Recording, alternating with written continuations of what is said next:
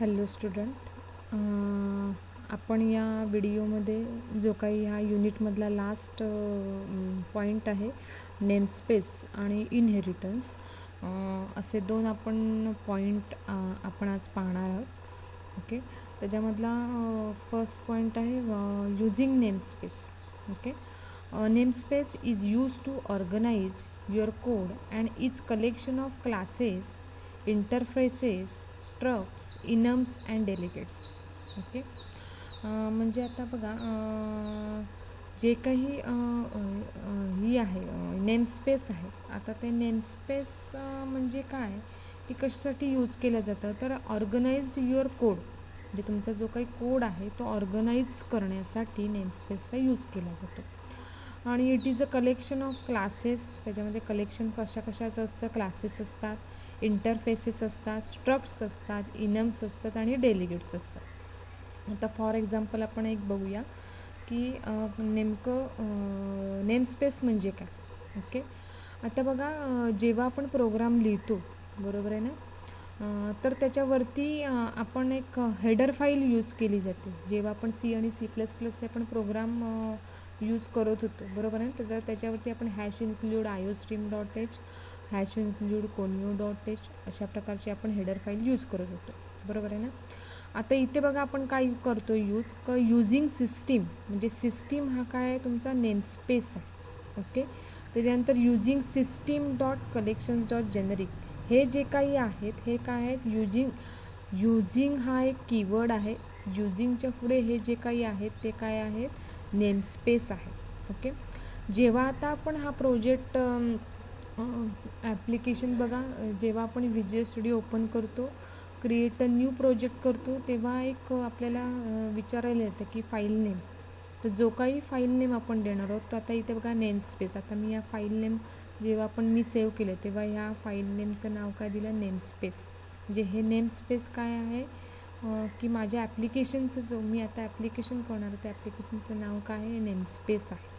Okay, तसंच आता ह्याच्यासाठी जे काही मी आता कीवर्ड्स यूज करणार आहे किंवा फंक्शन्स यूज करणार आहे, तर त्याच्यासाठी हे लायब्ररी फाईल आहे. म्हणजे हे काय आहेत, या लायब्ररी फाईलचे काय नेमस्पेस आहे. लायब्ररी फाईल कोणती यूज करणार आहे मी, ते सिस्टीम. त्या सिस्टीममधले collection.generic, त्याच्यानंतर लिंक, टेक्स्ट, threading.txt, बोला की नाही. तर ह्या ज्या काही नेमस्पेस आहेत त्या नेमस्पेसमध्ये बघा, क्लास आपण यूज करतो, स्टॅटिक्स यूज करतो आहे, त्याच्यानंतर इंटरफेसेस यूज करणार आहोत. डेलिगेटचा जो काही यूज आहे तो डेलिगेटचा यूज आपण मागच्या प्रोग्राममध्ये, मागच्या व्हिडिओमध्ये आपण बघितलेला आहे. जी ऑनलाईन आपण मीटिंग घेतली तर डेलिगेटचा यूज आपण कसा केला जातो. म्हणजे हे जे काही नेमस्पेस आहेत ते कलेक्शन ऑफ काय आहेत, क्लासेस आहेत, स्टॅटिक्स आहेत, इनम्स आहेत, इंटरफेसेस आहेत. ओके, तर आता इथे तुम्हाला नेमस्पेस म्हणजे काय हे नक्की कळलं असेल. ओके, तर नेक्स्ट आपण आता पुढे बघा काय दिलं आहे, what is main method. Main method is the entry point into your application. Okay, आता इथे पण बघा मी एक प्रोग्राम केला होता, त्याचा स्क्रीनशॉट घेतलेला आहे. बघा, झूम जाऊन करतो. ओके, इथे बघा, इथे पण तसंच आहे. आता हा इथे नेमस्पेस काय, इंट्रोडक्शन टू C#. म्हणजे मी जेव्हा फाईल सेव्ह केली तेव्हा नेमस्पेसचं नाव काय दिलं आहे, इंट्रोडक्शन टू C#. ओके, आता ह्याच्यामध्ये पण बघा क्लास आहे, स्टॅटिक आहे, कळलं की नाही. तर ह्याचं कलेक्शन हे कशामध्ये असणार आहे, तुमच्या नेमस्पेसमध्ये असणार आहे. ओके, त्याच्यानंतर नेक्स्ट पॉईंट आहे इनहेरिटन्स. ओके, आता इनहेरिटन्समध्ये काय सांगितलं आहे बघा, इनहेरिटन्स जे काही ज्याचे टाईप्स आहेत, single inheritance, multiple inheritance, hierarchical inheritance, त्याच्यानंतर मल्टी लेवल इनहेरिटन्स, हे जे काही इनहेरिटन्सचे टाईप्स आहेत हे आपण C++मध्ये शिकलेलो आहोत किंवा जावामध्ये तुम्ही सुद्धा शिकलेले आहात. ओके, सिंगल इनहेरिटन्स म्हणजे इनहेरिटन्स म्हणजे काय, तर रिप्रेझेंट्स अ रिलेशनशिप बिटवीन्स क्लासेस. म्हणजे समजा दोन किंवा दोनपेक्षा क्लासेस असतील तर त्याच्यामधलं आपल्याला रिलेशनशिप काय करायची, रिप्रेझेंट करायची. आता तर ही रिलेशनशिप किती प्रकारची आहे, 4 प्रकारची आहे. त्याच्यामध्ये बघा, सिंगल इनहेरिटन्स हे पहिलं रिलेशनशिप आहे. Next multiple inheritance, next hierarchical inheritance आणि मल्टी लेवल इनहेरिटन्स. ओके, तर आता ह्याच्यामध्ये आपण पहिला टाईप आहे जो सिंगल इनहेरिटन्स. सिंगल इनहेरिटन्स आहे तो सिंगल इनहेरिटन्स आपण बघणार. त्याच्या आधी पहिला आधी जो काही इनहेरिटन्स कसं डिक्लेअर करायचं वगैरे ते बघा. क्लास, त्यानंतर सब क्लास, तुमचा सब क्लास नेम, ओके. त्याच्यानंतर कोलन आणि बेस क्लास नेम. म्हणजे बघा सिंगल इनहेरिटन्समध्ये काय असणार आहे की एक क्लास दुसऱ्या क्लासला काय करत असतो, इनहेरिट करत असतो, बरोबर आहे ना. म्हणजे ए क्लास आहे तो बी क्लासला इनहेरिट करत असतो, बरोबर आहे ना. तर त्याचे एक आपण एक फॉर एक्झाम्पल आपण बघूया, ओके. सिंगल इनहेरिटन्स म्हणजे काय, ओके. पहिला जो काही क्लास आहे तो इथे मी टाईप करते, okay. Class first demo, okay. त्याच्यामध्ये मी असं लिहिते कन्सोल डॉट राईट लाईन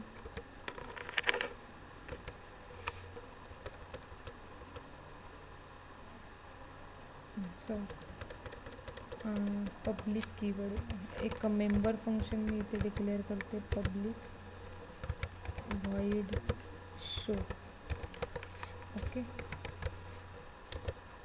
त्याच्यामध्ये कन्सोल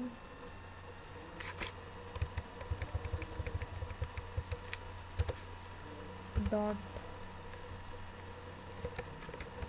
राईट लाईन ब्रॅकेटमध्ये मी इथे लिहिते इन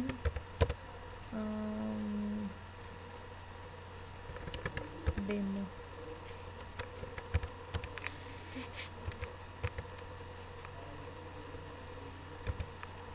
त्याच्यानंतर दुसरा एक क्लास मी डिफाईन करते इथे, क्लास डेमो 1, ओके. आता इथे सुद्धा एक दुसरं एक मेंबर फंक्शन मी इथे डिक्लेअर करते, void डिस्प्ले नावाचं, ओके. इथे मी पुन्हा लिहिते कन्सोल डॉट राईट लाईन आणि त्याच्यामध्ये लिहिते मी इन डेमो 1, ओके. आता बघा इथे दोन क्लास आहेत, ओके. क्लास डेमो आणि डेमो 1, ओके. आता हा जो काही क्लास डेमो आहे 1, ओके, हा लोअर क्लास आहे, ओके. आणि डेमो म्हणजे हा जो काही आहे तो पॅरेंट क्लास आहे आणि डेमो जो आहे तो हा चाइल्ड क्लास आहे. म्हणजे हा कोणाला इनहेरिट करणार आहे तर डेमो 1 कोणाला इनहेरिट करणार आहे तर डेमो या क्लासला इनहेरिट करणार आहे. त्याच्यामुळे इथे मी इनहेरिट करण्यासाठी कन्सेप्ट काय यूज केले,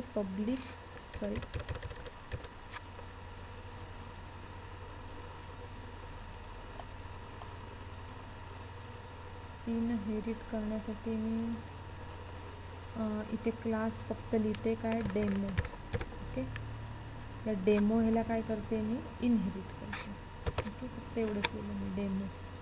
म्हणजे ह्याच्याने काय होणार आहे की क्लास डेमो 1 आहे तो कोणाला इनहेरिट करणार आहे, डेमोला इनहेरिट करणार. आता मेन मेथडमध्ये मला काय करायला पाहिजे, जो काही क्लास आहे तुमचा पॅरेंट क्लास डेमो 1 त्याचा मी ऑब्जेक्ट क्रिएट करेन डेमो 1, ओके.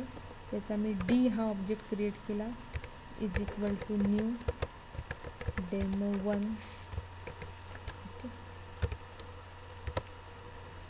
आता डी डॉट बघा आता डी कोणाचा ऑब्जेक्ट मी क्रिएट केला आहे, डेमो 1चा, ओके. आता डेमो 1मध्ये डिस्प्ले हा एक फंक्शन आहे, ओके. डिस्प्ले इथे दिसतोय आणि शो पण दिसतो, बरोबर आहे ना. आता हा जो काही शो आहे तो कशामध्ये आहे बघा, शो जो फंक्शन आहे मेंबर फंक्शन तो डेमो 1मध्ये नाही तर कशामध्ये आहे, डेमोमध्ये आहे, ओके. पण डी डॉट डिस्प्ले आणि शो पण दिसतं. आता हा शो का दिसतोय तर डेमो 1 या क्लासने डेमोला सुद्धा काय केले, इनहेरिट केलेलं आहे. आता मी ते बघा पहिले सुरुवातीला लिहिते डिस्प्ले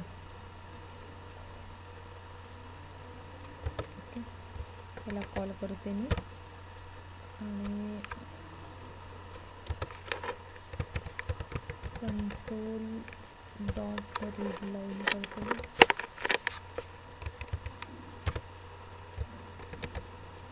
ओके, आता हा प्रोग्राम आपण रन करून बघूया.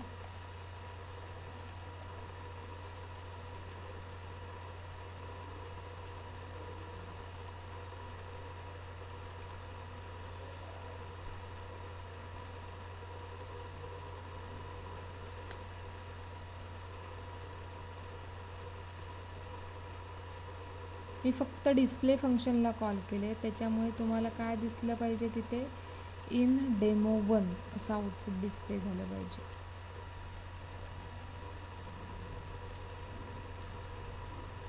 थोडासा स्पीड कमी आहे त्याच्यामुळे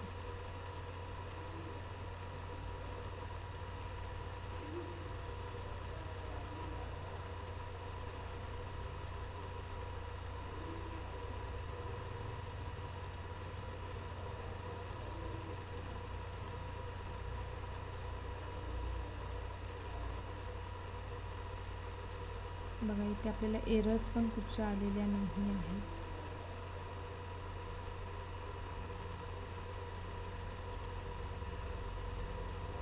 इथे आपल्याला आउटपुट दिसत नाही आहे इन डेमो. मी पुन्हा जरा क्लोज करते आणि पुन्हा रन करते.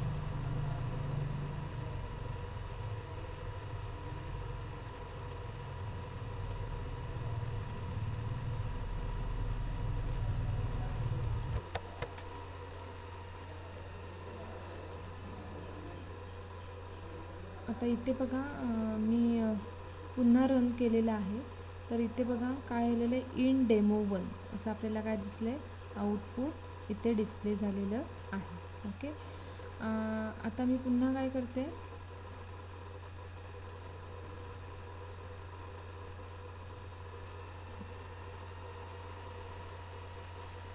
ओके, आता मेन मेथडमधून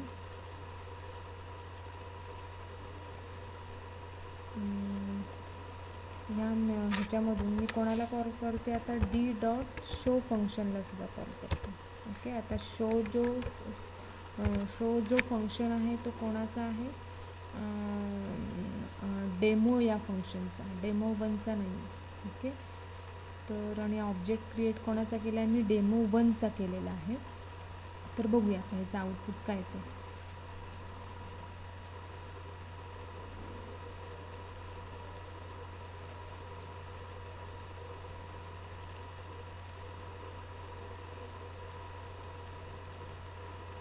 बघा इन डेमो 1 आणि इन डेमो, म्हणजे डेमो 1ने आपण डेमोला काय केलेले, इनहेरिट केलेलं आहे.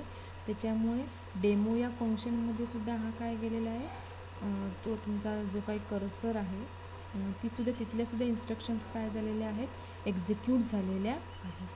ओके, तर इथे आपण सिंगल इनहेरिटन्स पॉईंट शिकलेलो आहोत.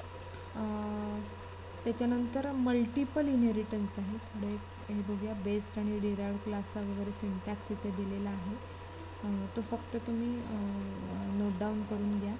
ओके, बेस क्लास आणि डिराइव्ड क्लास. आता बेस क्लास कोणता होता आपला, डेमो 1 फंक्शन, डेमो 1 क्लास, आणि डिराइव्ड क्लास कोणता होता, डेमो क्लास होता. ओके, त्याच्यानंतर नेक्स्ट पॉईंट आहे multiple inheritance in C. Okay, आता इथे बघा काय सांगितलं आहे की multiple inheritance is future in which a class can inherit characteristics and features from more than 1 parentage. Okay, म्हणजे इथे काय हे केलेलं आहे की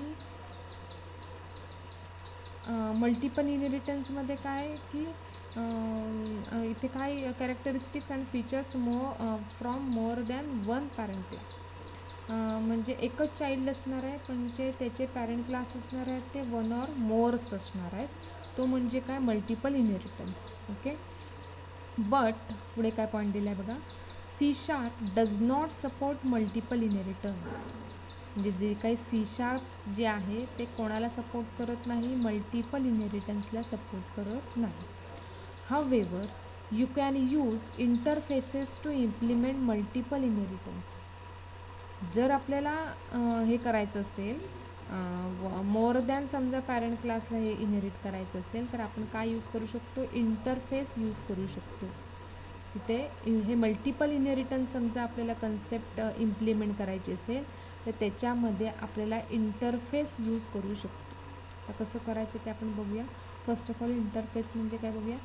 interface define properties, methods and events which are members of the interface.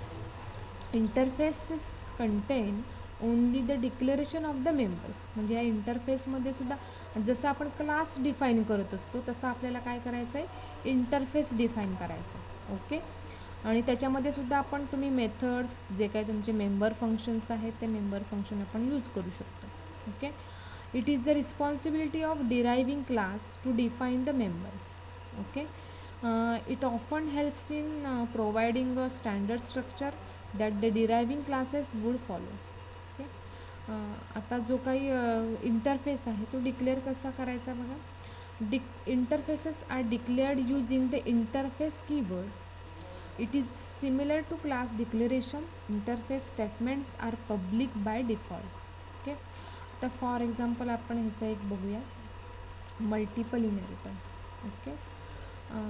आता क्लास डेमो1 आहे. आता जो काही बघा जो आपल्याला 1 or more काय पाहिजे तर पॅरेंट पाहिजे, बरोबर आहे ना. आता बघा बेसिकली आपण एक विचार केला तर समजा एक मुलगा आहे. ओके. पण त्याचे 2 पॅरेंट असू शकत नाही, बरोबर आहे ना. कोणतरी एकच पॅरेंट असू शकतो. म्हणजे ह्याच्यामध्ये सुद्धा हीच कन्सेप्ट यूज करायचं आहे. जर आपल्याला एक चाइल्ड आहे, एक चाइल्ड क्लास आहे तर त्याच्यामध्ये समजा 2 पॅरेंट क्लास आपल्याला हे करायचे असतील तर एक क्लास म्हणून आपण डिफाईन करू शकतो आणि दुसरा क्लास आहे तो इंटरफेस म्हणून डिफाईन करू शकतो. तर ते कसं करूया आपण बघूया इथे. ओके. आता इथे डेमो1 आहे, हा तो आपला पॅरेंट क्लास आहे. तसं आपल्याला पॅरेंट क्लास अजून एक हे करायचं आहे, डिफाईन करायचं आहे. ओके. इथे पॅरेंट क्लास डिफाईन करायचा आहे. पॅरेंट क्लास आता इथे एक केला आहे ॲज अ इंटरफेस. ओके. एक क्लास नेम देऊया आपण, काय दुसरं देऊया डेमो2. ओके.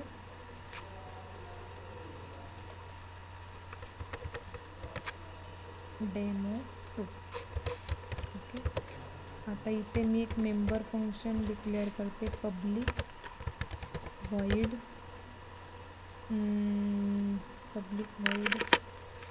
Gate function. ओके. त्याच्यामध्ये लिहिते console dot write line. Okay. त्याच्यामध्ये मी इथे लिहिते इन डेमो2 इंटरफेस. ओके. म्हणजे हा इंटरफेसमधला आहे. त्याच्यानंतर हा जो काय तो पॅरेंट आहे. आता हे जे काही पॅरेंट आहेत ते कोणाला इनहेरिट करणार आहे, डेमोला इनहेरिट करणार आहे. ओके. तर इथे मी लिहिते डेमो. त्याच्यानंतर हा सुद्धा कोणाला इनहेरिट करणार आहे, डेमोलाच. म्हणजे जो काही पॅरेंट हे आहेत, पॅरेंट क्लास आहे, पॅरेंट नोड आहेत, तो एक क्लास म्हणून डिफाईन करू शकते आणि दुसरा इंटरफेस म्हणून आपण डिफाईन करू शकतो. दोन्ही पण क्लास म्हणून आपण डिफाईन करू शकत नाही, ते आपल्याला C# त्याला सपोर्ट होत नाही. तर पॅरेंट नोड आपल्याला समजा डिफाईन करायचं असेल तर एक क्लास म्हणून डिफाईन करू शकतो आणि दुसरा इंटरफेस म्हणून डिफाईन करू शकतो. ओके. आता आपण एक्झिक्यूट करून बघूया एक्झाम्पल. आता हा जो काही आहे डेमो1चा जो काही डी. ओके. त्याच्यानंतर कमेंट देते मी इथे, म्हणजे एक डिस्प्ले होते डी डॉट डिस्प्ले.